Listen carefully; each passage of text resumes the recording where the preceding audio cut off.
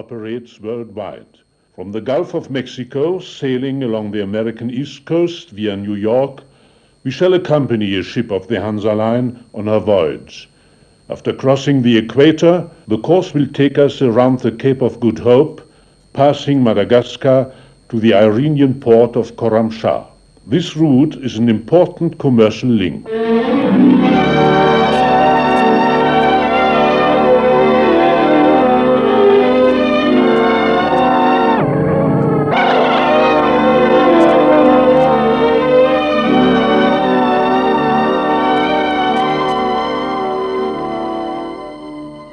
New Orleans on the Gulf of Mexico, a metropolis at the mouth of the Mississippi.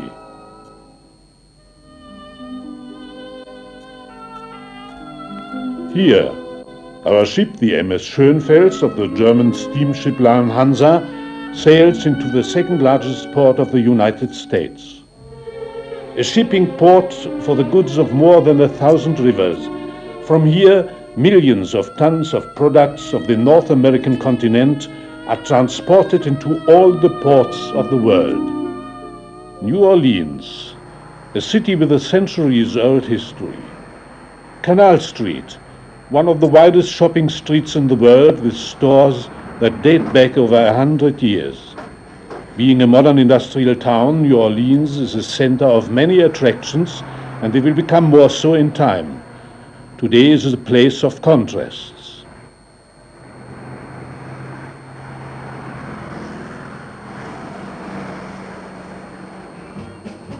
The French quarter Le Vieux Carré, which never fails to attract the visitors and tourists.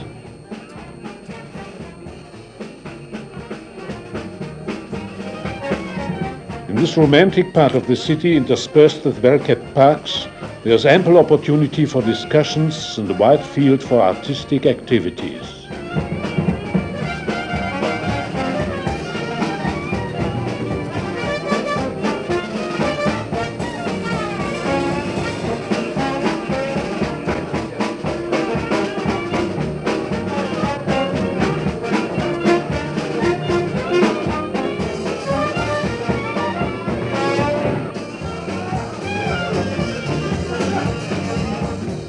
It is a different world. Quite close to the skyscrapers, one walks through narrow streets and alleys of the country place with its small cottages and slated roofs.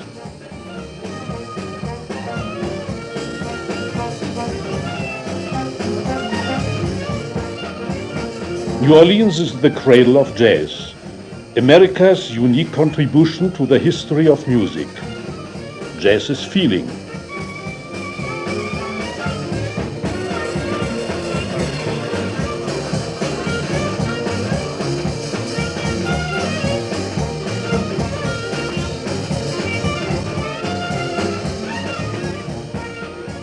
Bourbon Street. Nightclub after nightclub, each one has its veiled attractions and unveiled distractions.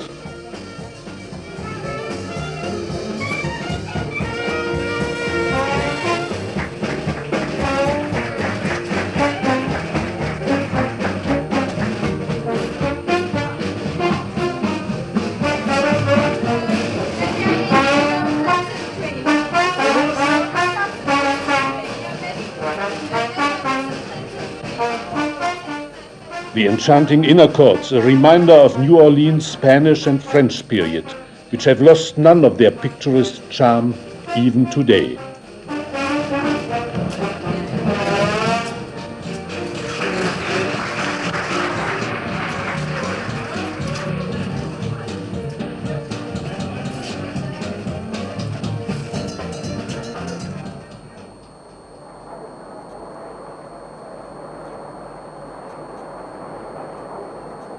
The port of New Orleans is the gateway to the whole interior territory of the United States. A modern port, run in the most efficient way, serving a region which comprises about 75 million people. Work for further improvement and enlargement is continually going on. Vessels of more than 100 shipping lines call regularly at this port, amongst them those of Bremen's Hansa Line. Already, since the turn of the century, the American continent has played an important and continually growing part for the Hansa Line. Today, her ships in a fortnightly service form a bridge from the North American ports of the Gulf and the East Coast to the Middle East.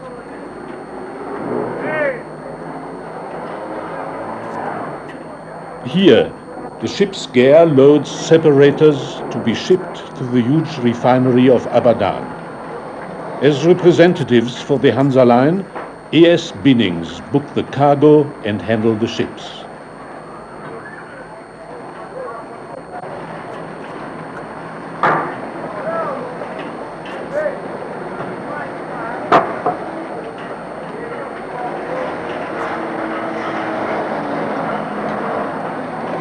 The port of New Orleans is the notable export place for rice and flour, but as well for drilling muds and additives.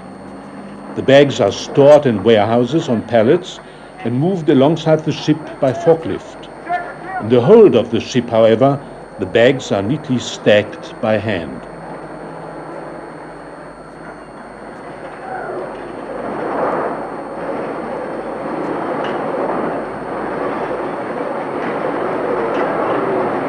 Here, again with the help of the heavy lift derrick, capable of lifting 150 tons, two heavy lift trailers, destination the oil-rich Kuwait, are swung aboard. The heavy lift derrick and its two winches are operated by one man only. Here is Peter, carrying a portable control unit for steering the entire complicated mechanism. On every Hansa heavy lift freighter, there are crew members who have been trained as experts to handle this equipment.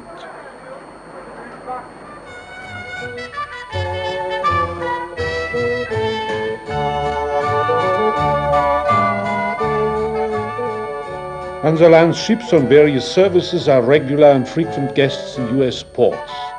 The heavy lift champion Unfels has two oversized heavy derricks of 275 tons capacity each. This means a total of 550 tons, or with other words, 450 automobiles. This is unique.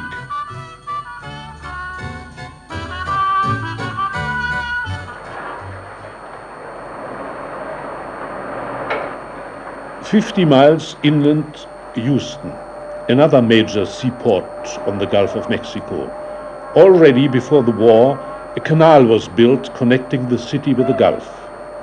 Houston is one of the richest, fast-growing cities in the States, known as the city of 1,000 millionaires.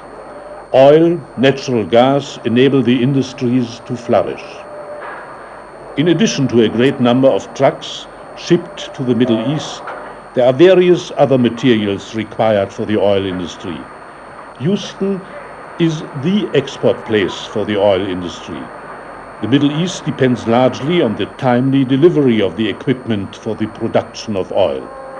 For many years now, the Hansa Line is running in regular service from Houston to the Middle East with her fast ships.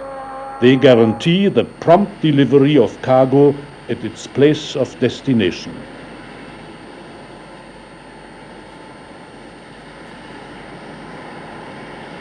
The structures of petrochemical industry mark the landscape along the gateway to the Gulf.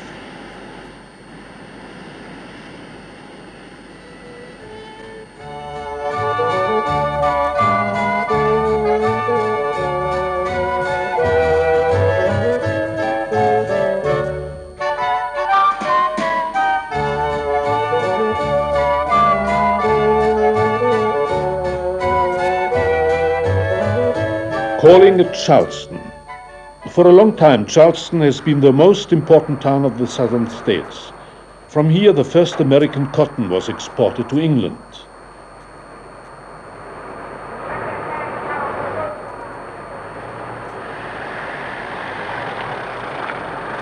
This time, the MS Schönfels, on her way to the Middle East, loads mainly knocked-down automobiles.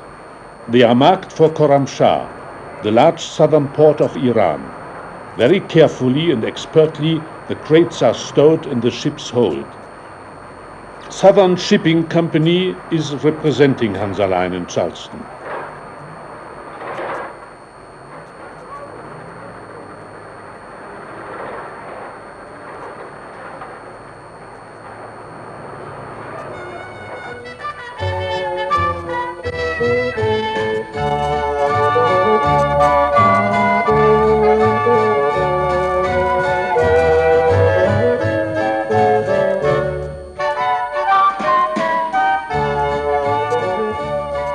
After a short cruise, we reach Philadelphia, former capital of the United States.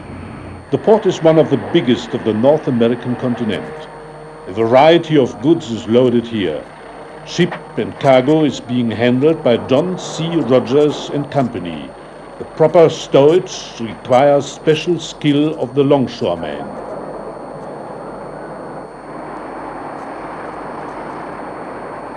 Philadelphia is an industrial town, one of the big ones in the world.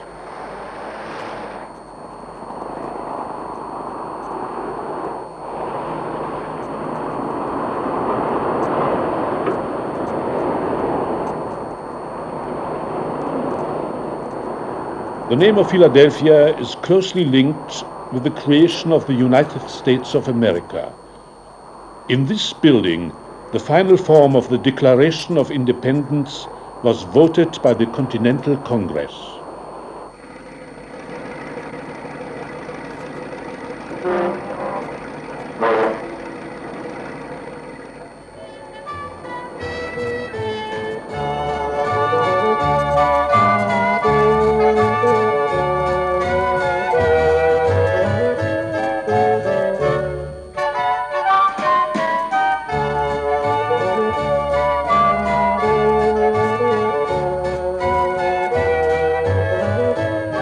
Near the coast, checking on the course is done by the most up-to-date radio-bearing gadgets. The data obtained are marked on the chart. For the last time, we take cargo aboard before we leave the American continent. For loading in the port of New York, Hansa's general agent for USA, F.W. Hartmann and Company, has booked for Schönfels several thousand freight tons of cargo. Busy activity all over the ship. Again, the vessel's heavy lift derrick is in action. In the Middle East, Hansa's heavy derricks are indispensable since many ports rely fully on ship's gear.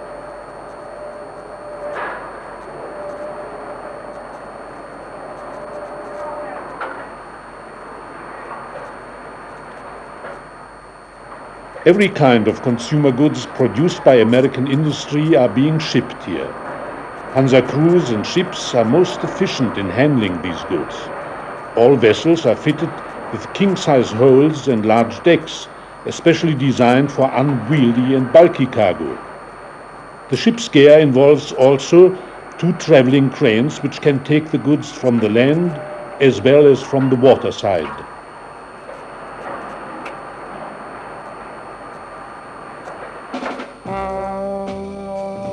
While we have time, let's take a stroll through the city. New York is that sort of place a stranger never really gets to know well. She bewilders him. Skyline and docks, peaceful parks and concrete desert. All motion, little rest, business, building, construction.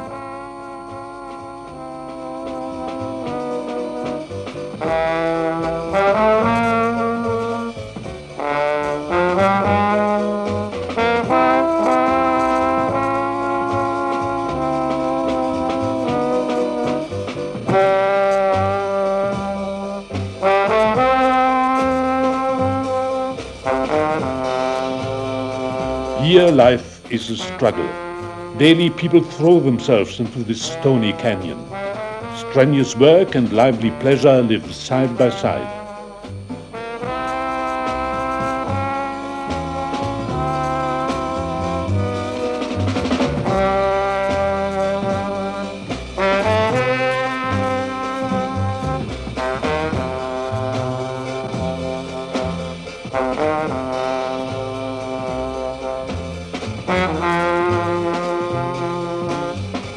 These people are in a detached way curious. They are used to rapid change of their surroundings. Excavation today, skyscraper tomorrow, and quite possible the day after tomorrow excavation again. Of course there are inconveniences. Are they taken patiently? Perhaps. While looking forward to a still more beautiful, more modern New York. There's no lack of perseverance, of course not. But the quick pace of progress might scare some people. No room for sentiment. You have got to face the future, not the past.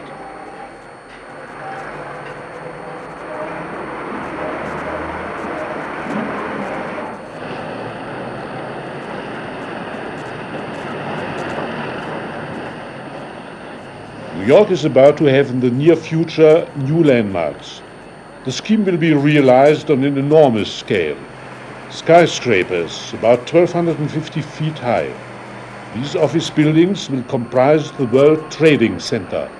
They are to be the highest in the world and will be ready by 1972.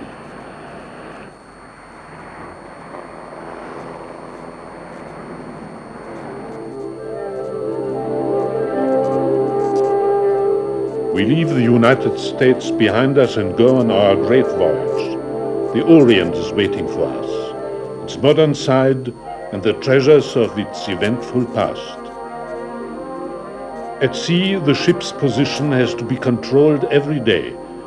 Here, the mate is using the sextant, but he has available a fully equipped radio station.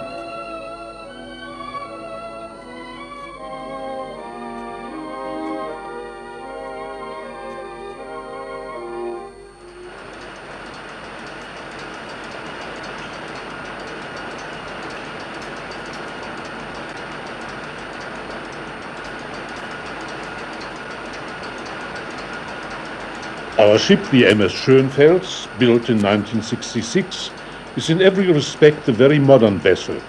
With engine output of 11,200 HP, she can reach a speed of 20.5 knots.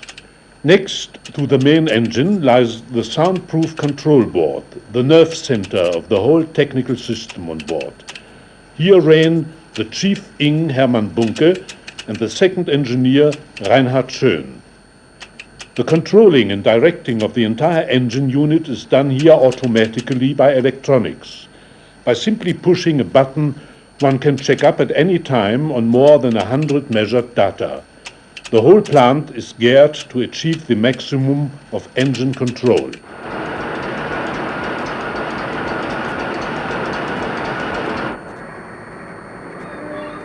Of course, automation as it is quite all right, but surely not yet complete. There is room for improvement.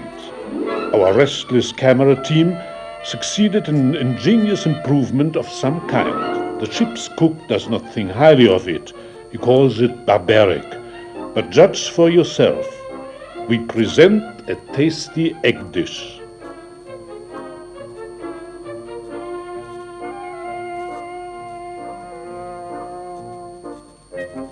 Naturally, even the table is laid by technical means, and so relieves the harassed steward.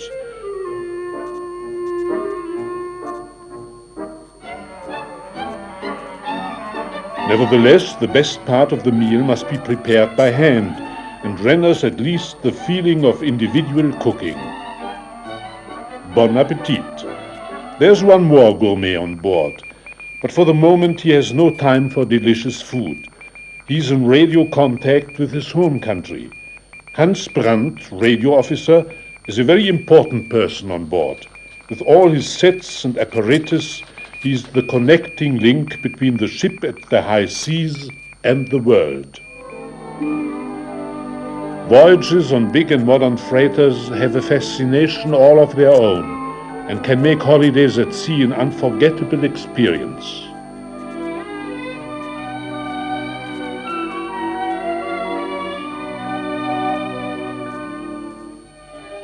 Leaping dolphins, Neptune's companions, herald the visit of the regent himself. A chapter of centuries-old seafaring tradition is going to be opened once more.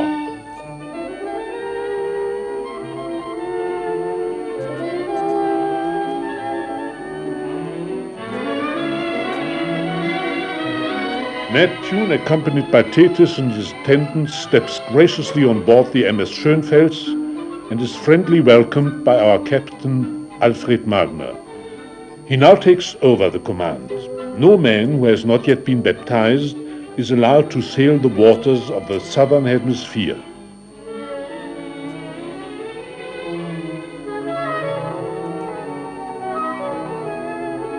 Led by a guard, the man to be baptized steps forward.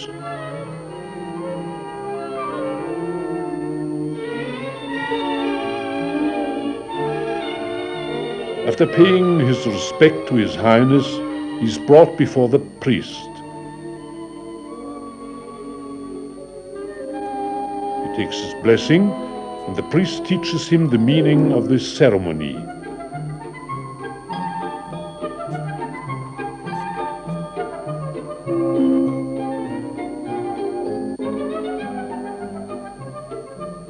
Now it is time for him to be cleaned of the dross of the northern hemisphere.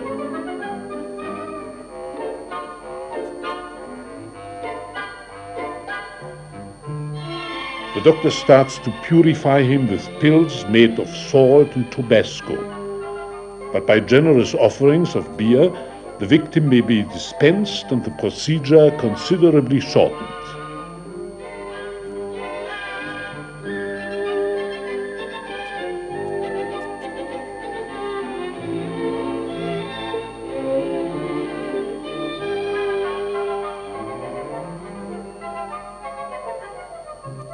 But now his visible dirty spots are washed off with sticking paints.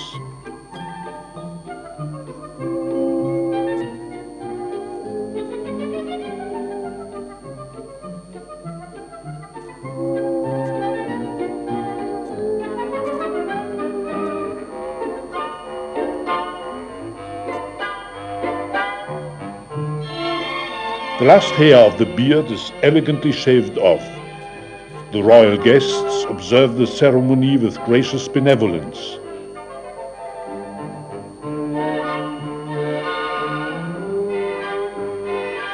After dipping the poor wretch into a pool 3 times, he is now worthy to sail the southern hemisphere.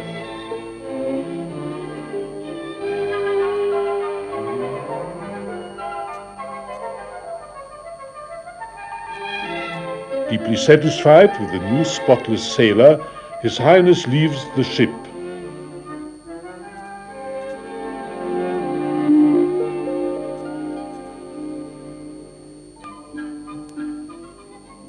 Everyday life at sea begins again.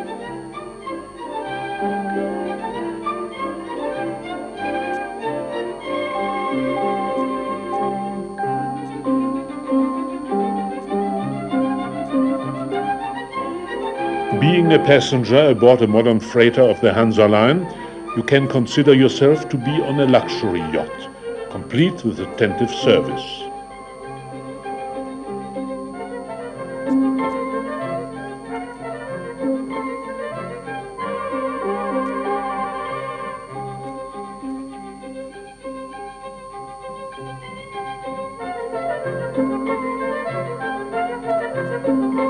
If there is a party, kitchen and cold buffet compete with each other to celebrate such occasion.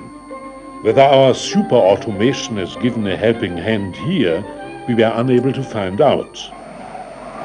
After the cold meat, the cold shower follows. The next morning, at night we had rounded the Cape of Good Hope, we have to struggle against heavy seas.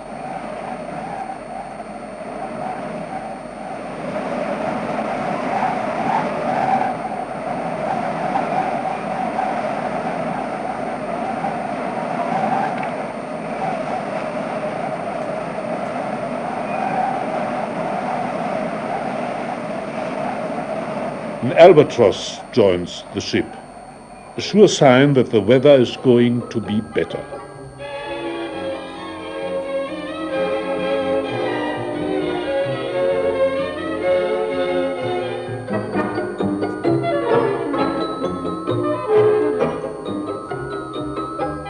Already for several days we have been in contact by radio telephone with the MS Werbefilm of Hansa Line, which sails the same course as we.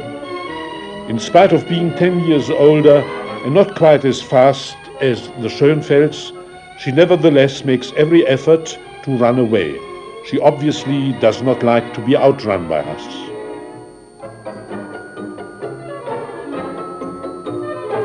A month of sea traveling is nearing its end.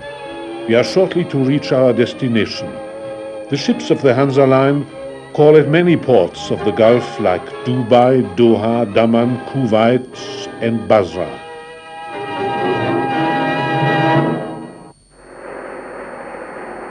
We step again on land in Kuwait on the northeast coast of Arabia. This modern town has literally sprung up from the sands of the desert. It is a place of superlatives. Here, the Arabian tales have come true in a modern way, made possible by oil, but this time in pre-stressed concrete.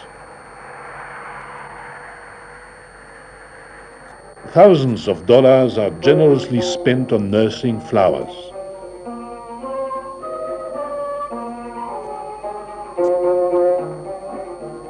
In the residential districts, architects' fantasy and money created hundreds of utopic-looking houses.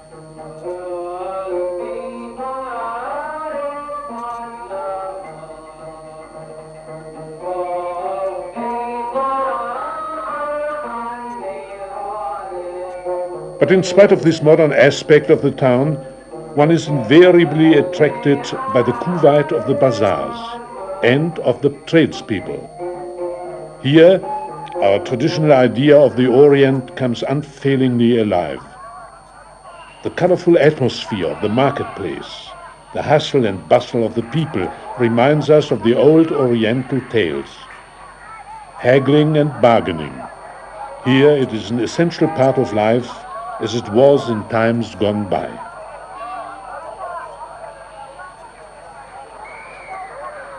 Sindbad, the sailor, might drop anchor here this very day and tell his tales of adventure, and Harun al-Rashid would find in the bazaars all the expensive brocades and precious carpets he wants for his palaces.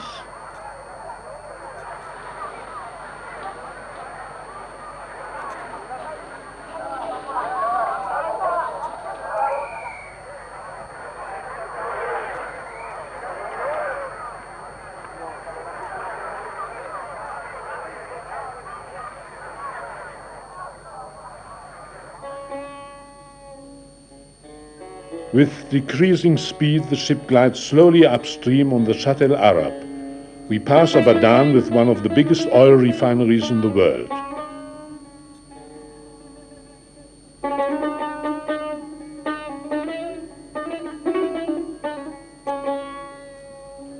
We salute another ship of the Hansa Line, and as the pier is occupied, we drop anchor midstream.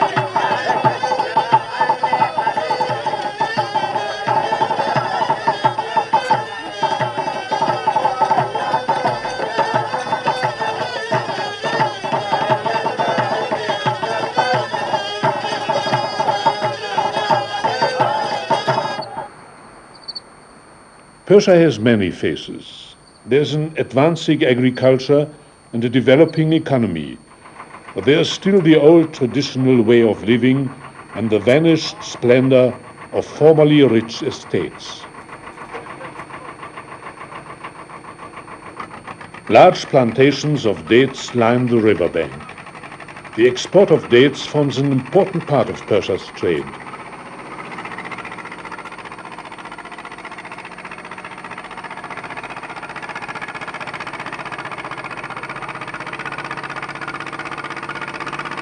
In the meantime, also the Rabenfels has dropped anchor and starts unloading.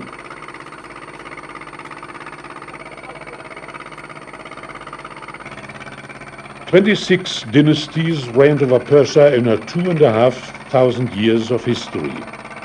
In 1941, Mohammed Reza Shah Pahlavi was called to the throne as successor to his father. His personality dominates Iran's presence. He builds up industries, develops agriculture, and fights illiteracy.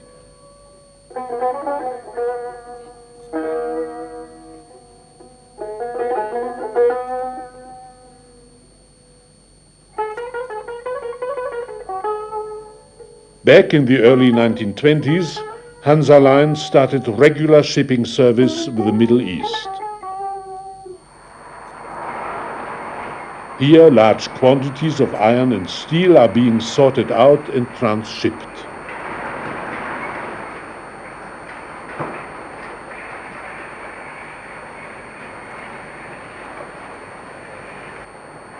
In Khorramshahr, very frequently, captain and crew must prove patience. Sometimes ships have to wait 8 or more days until they can find a place at the piers. Because each ship will be allotted only a certain number of rail cars, they often have to suffer long delays.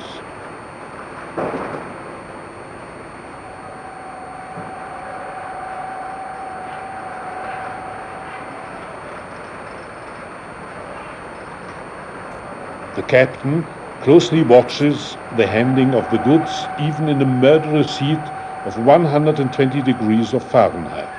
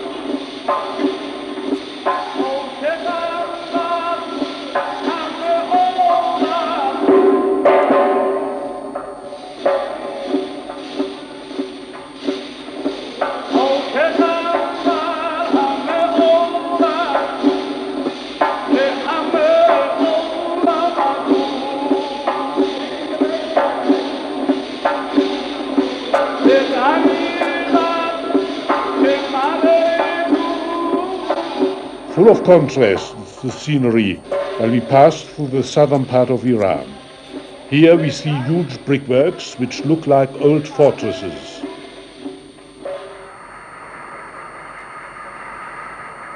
And there a modern industrial plant surprises us.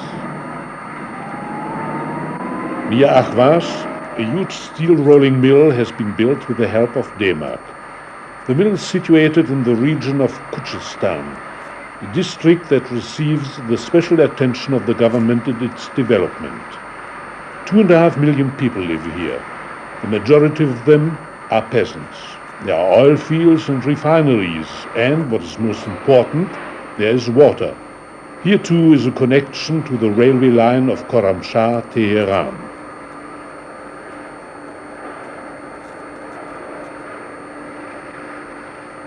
Large quantities of equipment for the rolling mill at Ahvaz have been shipped by Hansa Line from USA and Europe. Amongst them a complete pipe rolling mill. The goods, after a journey of 29 days, were safely unloaded in Khorramshahr.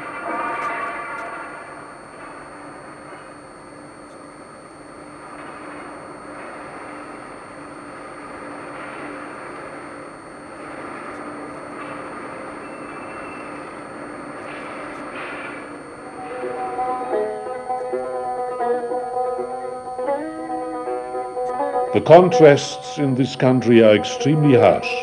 There is modern industry, and there are regions where the time seems to stand still. Dried up rivers, vast deserts.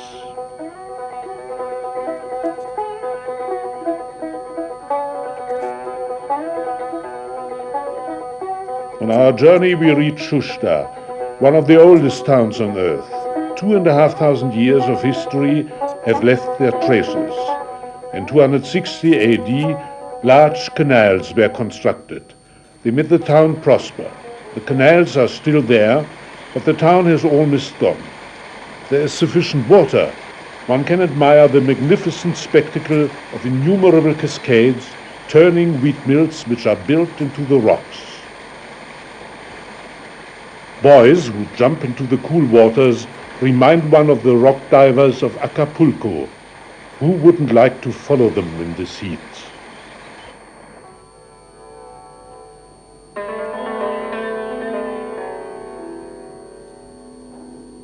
Along dusty roads, passing rivers of an unreal azure color, we reach in the mountains the Mohammed Reza Shah Pahlavi Dam, the glory of the monarch, the pride of the country.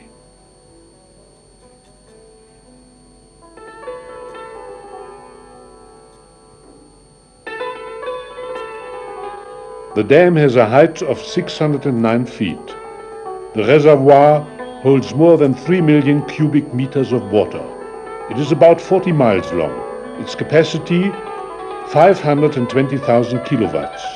Many countries and many companies have participated in this work.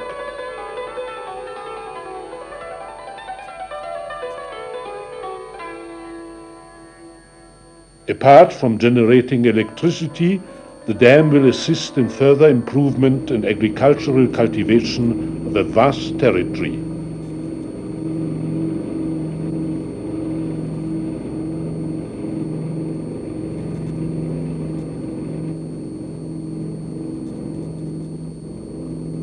Isfahan.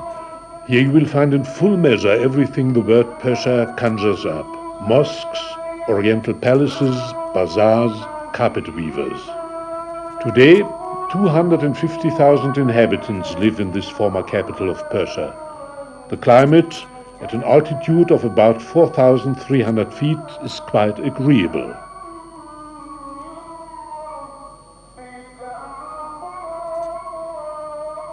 The mosques of this town make a most colorful picture. They are famous all over the world for their beauty and imaginative ornaments. The Muslim can offer his prayer anywhere, wherever he lives, wherever he works. But on Friday, which is the Muslim Sunday, prayers are spoken in one of these mosques. The minarets dominate the town.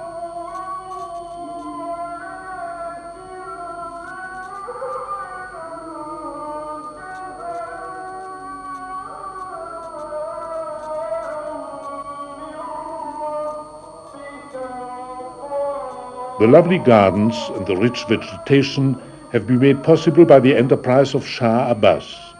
On his command, the mountains, which are a good 30 miles away, were tunneled and the water was led into the town. Coppersmiths and tinkers, handiwork and craftsmanship are very much alive. You can hear this kind of music from far away.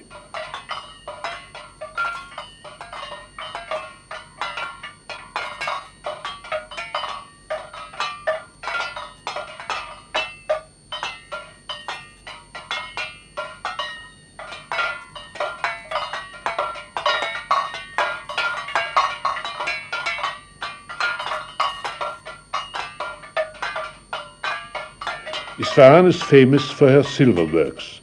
The craftsmen take their motifs from the legends and folklore of their country.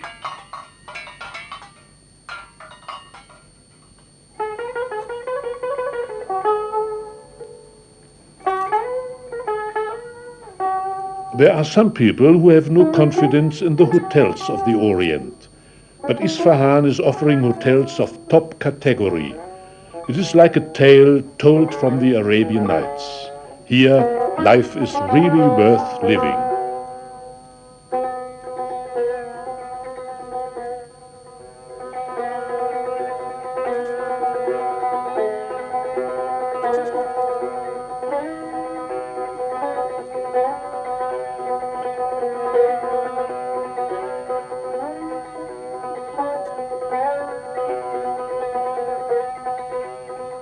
A Persian carpet is a piece of magic. The carpets made in this town are sold all over the world. In Isfahan alone, there are about 6,000 looms worked by hand. It takes years of work to produce a very good carpet.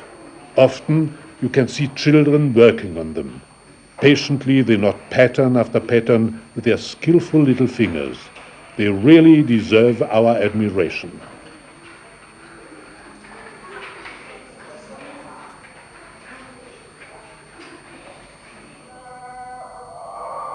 We have gone from gulf to gulf. At the beginning of our journey, America, the country of modern industry and civilization. At the end of our voyage, the Middle East, engaged in developing its economy in the midst of great change. They will succeed, but will the result of this change make people's lives happier? We would hope so.